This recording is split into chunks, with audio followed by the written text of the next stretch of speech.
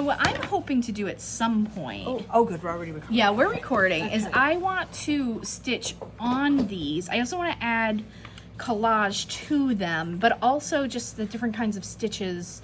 Maybe some of which you'll show me. So what you're gonna show me today is how to stitch them on fabric. I'll show it on fabric. Yeah. And then you can stitch on paper. The only thing you need to be aware of when you stitch on paper, sometimes it's really good to have like an awl or something to kind of. I was almost wondering if like with a tack, yes, make holes a tack first. would be perfect, because what happens is if you come from the bottom, you get that little ridge of paper around. Yeah. So when you come up, you'll have it up, and then when you go down, it's going to be on the back. So if you pre-plan and kind of drill your holes ahead of time, it's uniform and it keeps that on the back. But I could make stitches on fabric, cut those out and glue them on. Yes. So you could do a combination of both, which is kind of what I've been thinking about doing is both. And I do. There's also that, I'm sorry, I did not mean to interrupt you. No. I was thinking just out loud about that. Those people who stitch on that dissolvable fabric. What is that called? Yes, they have, in fact, I have some of that at home. I could have brought. I have two different types I use. One is like saran wrap kind of, and you can like draw on that. You use always make sure you use like a Sharpie, something that's going to permanently bond to what you're going to dissolve. Because if you were to use, let's say you use like a ballpoint or a felt tip, when you dissolve the paper, the ink will also dissolve and will get all over your project. Gotcha. And then they also have sort of more of a woven type where you can stitch on the paper and then that completely dissolves and you're left with almost like a patch kind of a. So you could do it either way. That has a little more structural integrity to it. So yeah, you can totally do that as well. Yeah, very cool. Well, there's, what is that woman's name? Meredith something. I follow her on Instagram. Oh, I don't know, but now I'm like, do I need to follow I know. I'm like, Instagram? where's my phone? Hold on. Oh, my phone's being on the thing. Meredith something, she does like almost like these coral pieces. I will find it and I'll send it to you, and I will make sure it lands in this video too. So I have it just an embroidery hoop. You have, what is this? Oh, Meredith Wolf Art? Yeah, that's her, I think. Okay. Abstract painter. Oh no. But you should follow that person too, because somebody told me to follow them. Yeah. Okay. We'll deal with this I'll later. find it. I'll find it. Okay. So I have a hoop. What's this fabric? Okay, this is just muslin, and ideally we would iron this. to get it. No, we don't need that. But it's not that big of a deal. So I should grab some scissors. We'll cut a yeah, we can cut a piece of it off. And I came very unprepared. I don't even have needles. Liz is that's fine. Liz is letting me borrow her muslin, her needles. You can move your hoop all over. And she's also letting me. You have quite the collection of. Oh yeah. You guys can't see this on because it's. You brought this in. Yes. Last week. Can I? Yeah. Oh, just pull it out. It's dusty. It's dusty goes under my cutting table. Oh yeah, probably is a combination of. So these are my pearl cottons. These are kind of like what I would call, not necessarily specialty, but like they're either metallics or fluorescents. For some reason, this whole thing of blacks and grays is in here. This should be in there. The specialties are probably the most expensive. No, you know what's funny? These are pretty cheap. I think these came from a bulk kit I got. Okay. But just because they're sort of they're different. Like different, I put them in glow here. in the dark. Or the metallic ones are a little more expensive, and they're also a little fussier to work with. But these are pretty standard, par for course. Yes, those are pretty standard. Now you will see there are some pearl cottons in here. I do it by color. So these just happen to be on the ball. So pearl cottons are you can see is it's like a twisted on itself type of a yarn. It's not stranded. Yes. And yes. The kind of embroidery floss that most of us know and love from like friendship bracelets. I'm looking for something in here. Here we go. Like this is where you can separate the strands so you could make it, like if I wanted it to be really chunky, I could use 6 strands. Okay. I usually, I like my chunky embroidery, so a lot of times I separate 3 strands out, I double it on itself, and then I knot it. Okay. So it's all, contained. It's not going to slide off my needle. So you don't have a specific preference? It really honestly depends what I'm doing. Depends, yeah, totally. Yeah, what kind of stitch. I really do love pearl cotton. Yeah. But lately I've been doing a lot of, oh my gosh, I'm not even going to be able to think of the name of this stitch, like a split stitch where I come between. Yes, I think I remember I've been using that a lot. And for that, I use this because I need to be able to come between those fibers. Sure. And this doesn't do it quite as well. You can't, yeah, because it's too thick. Yeah, I could double it on itself, but again, that would be a little, it would be not quite the look. Thicker. Yeah. Okay, yeah, to me, and it goes to show you what being a beginner's like, because to me, the subtleties are less apparent. This is actually Sashiko thread, which is Japanese stitching thread. I got this out in Washington State. Where it's kind of like a bunch of what looks to me like running stitches on top? Yep, okay. They're all different patterns. Yeah. You might see it kind of looks like shells or scales or, yes, running stitches, diamonds. They have all different. I think Allison's taught a class in that. I remember her kits or something that these are variegated, just like yarn. You have variegated yarns. You can have variegated stitches or threads. Those are fun. So I really am not. Some people are very, particular about what they use, and I do find I get to be particular, but at the same time, I'm happy to try anything. Like I said, this I think came from literally a big friendship kit kind of thing, and I really wanted all these fluorescents. Yeah. So it was cheap, and I'm like, I'm gonna get it, and it's actually great. They're all cotton. They're all cotton. These are just called pearl cotton. These are called pearl cotton. Because they're like a specific thing. Yes, and there's a brand in here. I think I look for these. This brand I really love. This, I think it's Finca. I think it's an Italian because this brand. one says DMC. Yeah, DMC is the one you're going to find everywhere. They have beautiful colors. I've heard of them. This one, the colors are just a little more complex. Yeah, that is a really interesting gray, purpley, mauve. I love this color. Very nice. I think I got these at a shop in Virginia a long time ago. I do kind of hoard. Here's another one, a beautiful kind of salmon-y. Yeah, I'll say. Yeah, definitely different than your rainbow colors. Yeah. And then, you just have, this is the DMC. Again, that's a great green. This is a really nice green. And they also come in weights. So this is this is an 8. I see. That makes sense. Yep. And then the bigger, of course, just like wire. Yeah, those are much wider. Yeah, these are much wider. I think this is probably a 5. Yeah, you can see. Looks a little same or a little smaller. Yeah. So very cool. So it's fun to play around and see what you like. And so what would you suggest for me? Should you pick one out for me? No, I think you should pick. I think you should start maybe with a pearl cotton, just because it's not gonna. Sometimes these. I think you could start with either one. Do what color you really like. I was just gonna pick something bright so I could see it. Okay, that's really good. Yeah, do something that's gonna respond. This is already out of its little package. Yes, let's Does that sound good? And it looks like you have plenty. Oh yeah, of that there's in always here, more. That's the beauty of this stuff. More. There's always more. You don't have to go anywhere special to get for the most part. And like if I were to, is that enough for what I'm going to be doing? Yes, for today, that's fine. Yes, gotcha, yeah. You might want to, you're going to have to pick some more to take home.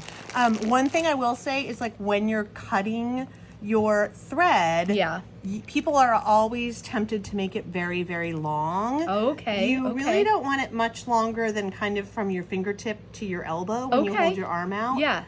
Just because it's going to get tangled and you'll get frustrated. And you said now, well, we can talk about that. But if you're doubling it, then if you're doubling it, I make it twice that long. And your ending, kind of your finished length would be about that long. Right. Yes. Yeah. Now, is this like doing bigger stitches is easiest when you're getting started, and then you can move on to smaller, daintier things? Definitely. Or if you're me, you try the smaller and daintier and you're like, that's not so much my thing. But you know what? It's going to be really good for me working small because it's going to need to be in what's the word I'm looking for? In like Like compacted, like or a working small, because you're it's going to have to be in scale. Oh with yes, smaller. yes, sorry. yes, the stitches. I know And what you mean. so Your I mark will making. be working my mark making. Yeah. My marks will need to be smaller. So I will be working maybe with just you're going to one be thread doing or smaller one thread things. doubled on itself, Yes, 2 threads. yes. And usually the pearl cotton I don't double. I just use it as it is. It's really only those stranded ones. What about? Oh, the other thing. Speaking of doubling, this is another trick. Just I can tell you. When you're embroidering, if you're using a muslin or a light fabric, or maybe just a repurposed fabric that's maybe from a shirt, something that's a little more sheer, you can always lay that, like let's say we had a piece of shirting you really liked and it was kind of sheer, you could lay that on top of a piece of muslin and embroider on both of them together. And what that does is it just helps to hide your anytime you travel from one area to another, which you don't want to do a far distance, but it helps hide that you're not seeing in between stitching on the back, sort of like where you move across. Okay. I'm also a firm believer in the back of your stitching is your back of your stitching, and I like to show mine, and it's messy, and I'm proud of it. And sometimes for me, Haley's seen me do this, turn over and say, "Oh, I love the back." Yeah, and sometimes I do it's love a the little bit back of an sometimes. insight into what you're doing. You'll see the color and the shape and the way you've traveled. Yes, and you'll see what you're doing without the context of your actual design. So it can also be a tool, like if you're kind of like squinching your eyes when you look at a picture or something you're drawing.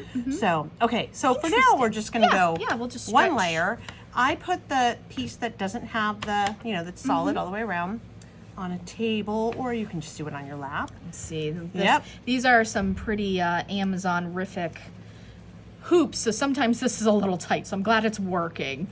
But there you go. Perfect. How tight? You want it tight like a drum. Okay, so... Yep. And I will say, as you know, I, for quite a while now, have been also embroidering without a hoop and really embracing that's right. that. Yeah. I do find if you do want to do, if you're really interested in mending or anything like that, clothes, it's great to be used to working without a hoop, because let's say you're doing a sleeve or something. Or jeans. I've seen little, like, stretching, like for people who are repairing socks, like I think the mushroom or the egg, think, like, a darning egg, Katrinkles I've seen. They have like little tools you can use that are laser cut that you can like put behind a garment or something. I'm just I'm tugging, is that okay? I just want to make sure, just like you would your monk's cloth. Right, if you are a rug hooker, you want it very similar to doing your monk's cloth. It's just like that. Can we look at yours? Oh, this is just a piece I was playing around with. I told Haley I was in the car going to Long Island, and I just kind of started layering. This is the beginning of our working small adventure. And then I realized I wasn't really working small. So, but now I'm kind of obsessed with, I've been working a lot on value, and I wanted to structure, so that I started playing with that, but that's just kind of fun. Then this is how small is super fun. I want to be working. Look at this tiny little pin. I know. In this, these are little applique pins. It's almost like a little sun or amoeba. I love it. So, a little mushroom up there.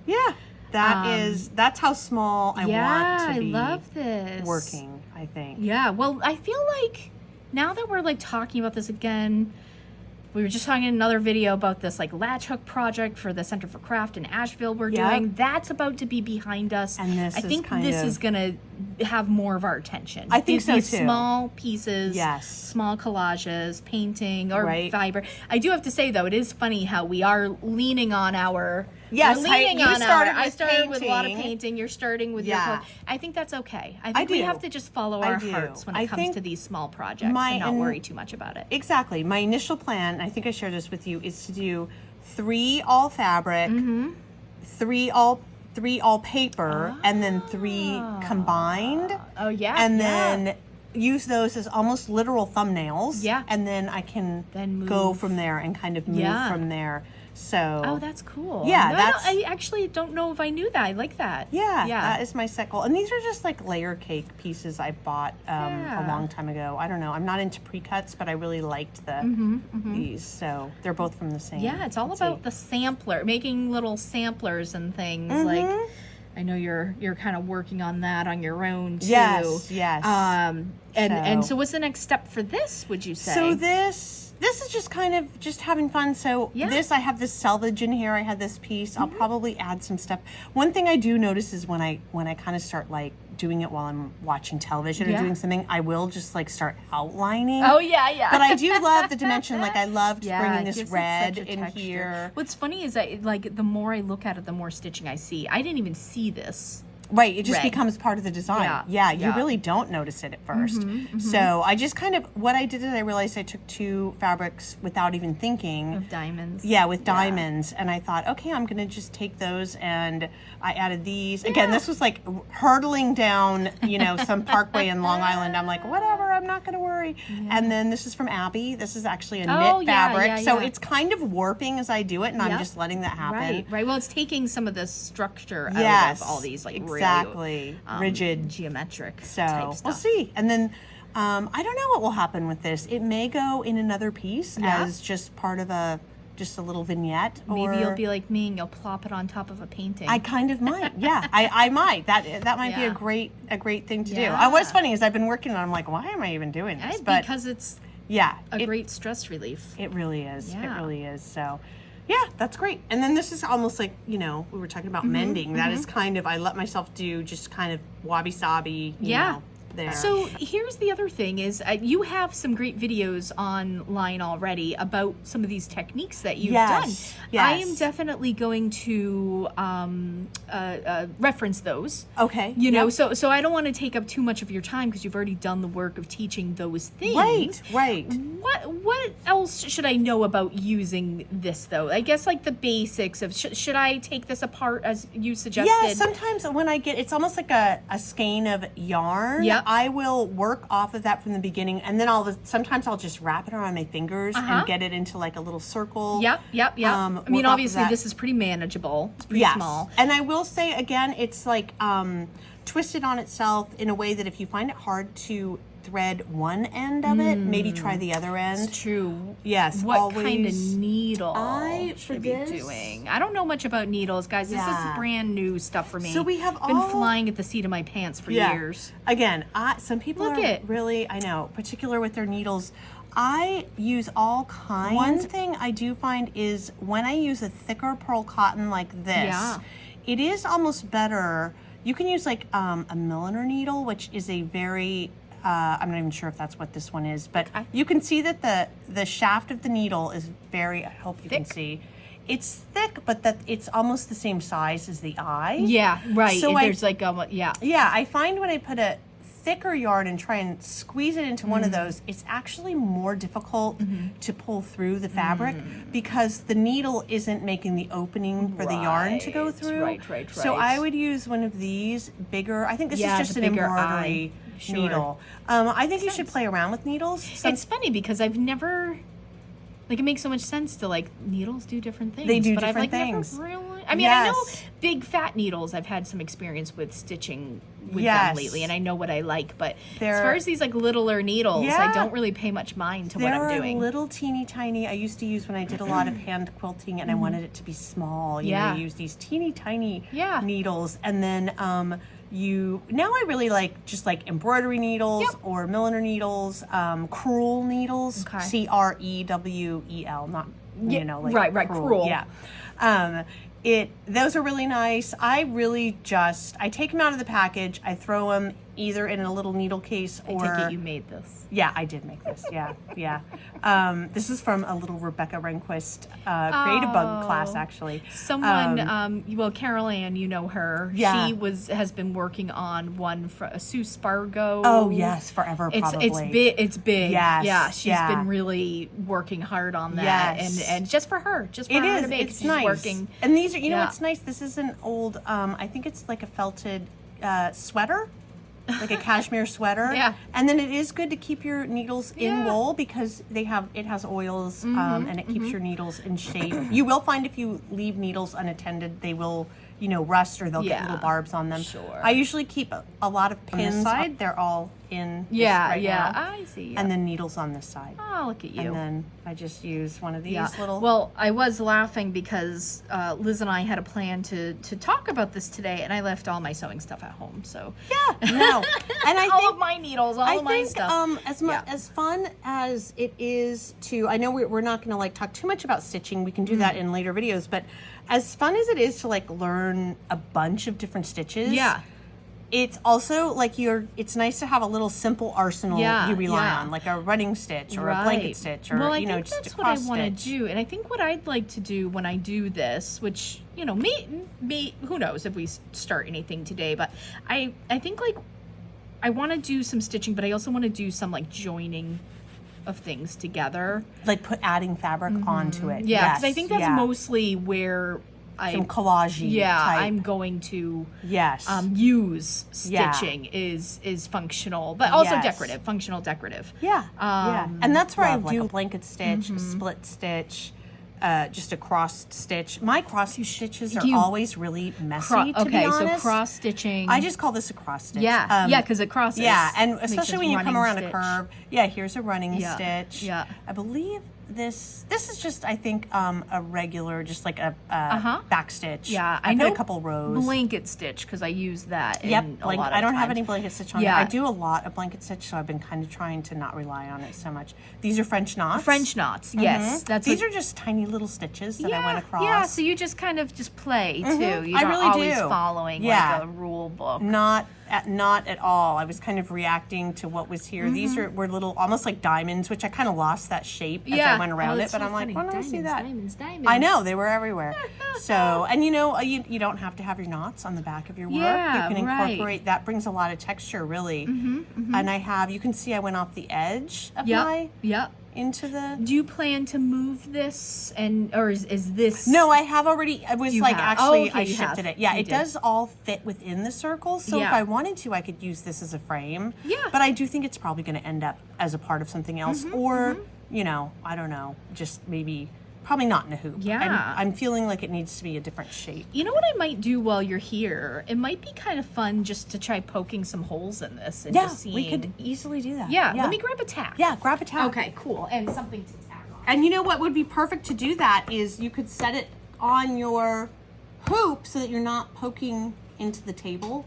Set it on where? On this hoop, because that's going to give you like a Oh, okay. I was room. just going to use my sketchbook. Oh, yeah, you could do that. But then you won't be like, you know... Yeah, either way, we yeah. It's easiest. Here, let me grab 2 tacks just in case.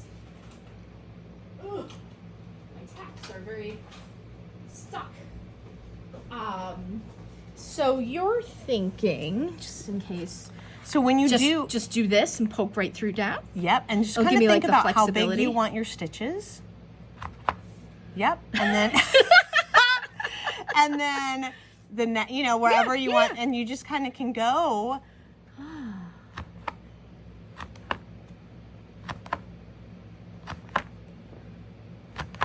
Yeah.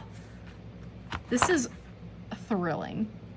And you could do anything with those. You could do running stitches. You could make French knots. You could, you know. Now, if you did a French knot, you could put another one. I would see you might need 2 holes, but you could also just push your needle through to the back. Sure. I think I want like maybe a little cluster here. It reminds me of like a constellation. It does. Looks a little dipperish right now. Yes. Can I borrow a needle and we can like try? Yes. Okay, let's go. Let's grab that one that I pointed out earlier. Yeah, this is really fun. Hopefully and now you're saying to use the whole. You do have to use the whole thing. Yeah, it's not going to divide. This is one of the ones. Yeah. Okay. Let's make sure this guy wants to fit in this needle. Totally. Let's see. So another tip too is to not so much looks pretty good, but give it a fresh cut. Oh yes. And you can also cut it on the. Hold on, I have little sharp ones. If you cut it on a bit of an angle, it gives you like a little point. Like a little point, yeah. Yeah, and that might help. Yeah. Look at you. So we have a little tail. You're like the person that has just like tiny perfect bags inside. I have a lot of inside of other bags that are useful. And then you keep it almost in your fingers. Yes. Just let a tiny bit poke out. Yep. And you can grab it. And then I'm kind of having to work to get this guy. Okay. Yeah, so it's a little tight. Let me try this again. Let me just cut it. I mean, sometimes it'll go right through, sometimes it doesn't. And sometimes it might be just needs a bigger needle. Sure. And I am spitting on this, so no, that's fine. Plus, I'm holding it under the camera, so I'm like, can I see it? There. And it looks like it's moving smoothly. Yeah, it's moving smoothly. So this is one that you'd use on single I would use ply. single, so I'd have a generous tail. So this is about, I think, like an arm's length. Yeah, about that's here, probably about right. Now, I will say, too, just be aware with your paper. Yeah. You know, you want to... And then there are a couple different ways you can do a knot. This I don't know. Yeah, you can do just any knot with this. Really, it's thick enough that you could just tie a knot. Oh, sure. There's another way you can do a knot where you have your end of your thread pointed toward the eye of your needle, and you pinch it, and you just wrap 1, 2, 3. This is called a quilter's knot. You pinch that, and then you slide it down. What? And then you have... I never knew that was such a thing. Yeah, then you have a And then you knot. have a bigger knot than you would. It's a little bigger. How about it? And you can do... Some people have a real thing about no knots. I am not one of those people. I think those days might be behind us. Like you have to weave it into itself or yes, something? like you would leave a tail on the back side. Yeah. And then the tail would eventually sort of fluff out. Yeah. So here's a question for you. Do you stitch left or right-handed? Since you're a righty. I'm a righty. I stitch with my right hand. Okay, I also stitch with my right hand. Yeah, and I hold with my... Do I? Yes, I do. Yes, left hand. I know. I am a left-handed person, though. And then just think about where your path of stitching is going to be. Ugh. Like pulled it really tight. And do you want to make a continuous line? Maybe. Okay, so if you want to make a continuous line, come up in this hole, and then go, and you're going to go back down. Let's see how that works with the paper. Like, sorry. This one? Oh, this one. That one. Oh, yeah. And then come back into that one. Oh, exactly. Okay. It may be that those holes are not going to let you do that, but we'll find out. I think I'm just pulling a little too fast and zealously. The nice thing about this type of paper is it does have a lot of fiber in it, I think. So it's a little more forgiving than some other. Is it going through? I can make it. Might be too tight. Oh, there you go. Yeah. This is a great time to also, you can use these little, these aren't my favorite ones, but I don't have my favorite ones with me. I did order like a bulk. Use those. Yeah, I tend to live with these. So if I want to make a continuous line, just keep going ahead. Yep, you come ahead one spot and then you go backwards. This is a back stitch because you're going backwards. Makes sense. I feel like I should be paying you for your tutoring time. Oh, please. No, this is very enjoyable. I'm like loving this already. The combo. I think it'll be fun. Ooh, this needle, I did just stab myself, but this needle isn't super. It's not one of those ouchy. No. It's ones. not super. Wait, where am I now? I'm now here. You're there. Yep. Okay. There you go. I loved your like fearless piercing of the paper. I kind of like, actually, I'm not sure how I'm feeling about this, the dipper. You can always add more. You know, you could add more holes, more. Oh, I can see how this gets addictive. Yeah. It's just kind of rhythmic, and you just want to keep going. There you go. Getting stuck. Oh, sometimes you'll bring your tail up. Yeah, too. bring the tail. Yeah. Bring in the tail. But yes, it is. It's very rhythmic, as you say. But when we're doing these things, this is like play. It's like just see what happens. That's why it doesn't matter if you poke a bunch of holes. Right. I wonder what it would look like with just the holes too. I mean, I know. Seriousness. Kind of like a braille. Right? Like reverse braille, I guess. So you were saying that like some people like to hide their backs, like don't like jump around. Yeah. Kind of like in hooking. In hooking you don't jump from place to place. Right. But with this, you kind of could a certain amount. Let's say so I could go like here. Yeah, you could definitely go here. Now, if you're going to come all the way over here, I would start another. Right, and I'm assuming that's because of the back's integrity. Like if there's too many of these long lines, and they can get also caught. Yes, exactly. Or you see them through if it's fabric. But it's they'll get caught in your. You see how your tail came through? Yes. Your long traveling threads could also come through. Sure. So, yeah. I think with this, I might jump over here and do that. Yeah. But yeah, look at, I mean, just with the would you call this a running stitch? It's not really running. It's a back stitch. Oh, this is the back stitch. Yep, running stitch. But if I kept going with this, that would be a running stitch. Even if I did if you did every other hole, kind of, that would be a running stitch. Okay, and it doesn't have to be straight. Like that's not a like it could just be requirement of being a running stitch. There are no requirements. Well, I don't know. Running stitch is just because when you make it, you can kind of load your needle with. I've seen you do that. Yeah, you can load which your is needle with interesting stitches. to me. I'm sure it's something like a rhythm you learn after a while. Yeah, that came from hand quilting. I started doing that when I was hand quilting. I like that. Yeah. So if I wanted to stop now, I would would you just suggest a certain kind of knot? Yeah, Oh, I'm so sorry. I'll show you.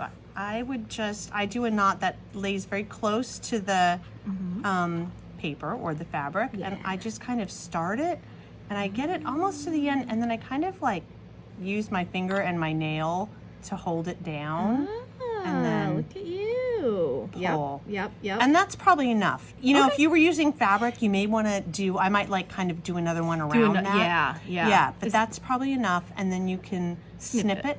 All right, let's snip it. There you go. How interesting. You're stitching. I'm stitching. It looks like like confetti or it does. I really like that. Ice cream. Yeah. Jimmies or whatever. They have sprinkles. There's a stitch that is all why can't I think of the name of it? But you put two next to each other. Yeah. And it's all over the place. Yeah. Like it does look just like confetti. Ooh. Yeah. Okay, let's see if I can you do the knot before. Oh yeah. So okay. Do you want to try it? Yeah. Okay. Yeah. So you take the end, this other end, and you're going to point it at the eye of the needle, not the. Yep. And you're going to hold them between your thumb and your forefinger, and you're kind of going to take the needle and go, or the thread 1, 2, 3, 1, 2, and 3. then you can use your right hand now to pinch where you've wrapped it, and you're going to don't push it into your hand, but push it kind of up. So that starts to travel. Essentially, that wrapping travels down. Push it through it like this, like push. Yes, I should have said push it through. I meant don't pierce your hand. You're explaining it very well. I'm just trying to pull, and then you kind of let go of it, so it's going to come undone. But that's okay. If you're kind of hanging on for dear life, you still have your knot. I saved it at the very end, but that'll take a little practice from me. Yeah, and really for this you could do any kind of knot. Yeah, I could just I'm in the habit of doing that. No, it's good to learn those things because, you know, it's kind of like learning the commands on the keyboard. It'll just make your life easier once you get in the habit of doing it. Yeah. I know, I always have a cheat sheet of new commands I'm learning on the keyboard. I know a few, but I don't know that many. Oh, gosh sakes. But it's the ones that you go a while without using that are the ones you're kind of like, oh, what was that again? At least I can always look it up on my phone. It must have been really tough when you're using computers a long time ago and you wanted to like look up on your computer how to do something on your computer. That is a pain. I know. I love the commands, especially when I'm editing video. There are so many you can do, like little like splice and copy, all those. For sure. Although I have to say I don't know any of the actual keyboard commands on those, but for those. So yeah, can you see yourself stitching on some paper? Oh yes, yeah. I've made cards and things before where it's stitched on paper. But I like the idea of combining it with collage and painting. I've never combined it with collage. You got it. I do. It's just not ripping the whole thing. I wanted to make another little like another little copy. Not copy, but another another dipper. Yes. It does look like the Big Dipper and the Little Dipper. Another constellation. Yep. Yeah. So anyway, so we'll see. I'm liking the way that looks a lot. Goes. But yeah. Do you mind if I'm going to give you your needle back? No, keep the needle. I think that's... I have needles. I don't want... Yeah, but just leave okay, that well, on I'll there. give it back to... yeah, it doesn't matter. I have needles, Haley. If you could see, I have literally, like, see this? I have this filled with needles. So. I'm going to maybe keep playing on this. But I definitely want to play with this. I'll leave this with you. And I'll take that. And I probably have some more. I'm leaving this here. Pick some that you like that all go together. Make yourself a little... This is like your stash, though. That's okay. You make yourself a little... You must have more that you're not telling me about. No, this is pretty much, I have to say, I do keep, what I'll do a lot of times is put together kind of like a little palette type bag. Yes. So like this is the bag for this project, you know. So then I'll shop in my stash and then I pull out things and I put them in here. Yeah. But yeah, that's kind of how I roll. But I'm gonna reference your videos. Like I said, it's silly for you to... I need to add some more, I think, of different stitches too. You know, why not? But periodically we'll add more. If you guys want to see more stitches, throw it out there. There's a stitch that we'll see. Throw out something weird. See if Liz knows it. The odds are I've done it, but I would have to remember and reference. I have some really good, beautiful books I love, and it gives me an excuse to like rifle through. We can talk about some of those. We need to put together a book list for our collective we do need to. too. Yes, that would be really great. We do. We need to have a library recommendations. Ooh, for the do you guys have any? Add some. Throw them in the comments because we're always looking for books. In the comments. Books. So we're looking for book recommendations. We're looking for stitches. What kind of videos you want next. But for now, I'm going to practice. And like I said, I'm referencing some of your videos that you've already put up. So if you haven't checked them out, check them out. They're on Patreon and YouTube. We're going to be putting them all on YouTube too. Yes, we will. And then maybe we could also do a little kind of painting tutorial that you could help me like do some. Yeah, we'll do that. Think about how the marks I'm making. Yeah, that would be really good. Yeah. I'd love that. Oh, I would love that too. Awesome. So, yay! Thank you for all your assistance. Bye. I feel very lucky. Yeah.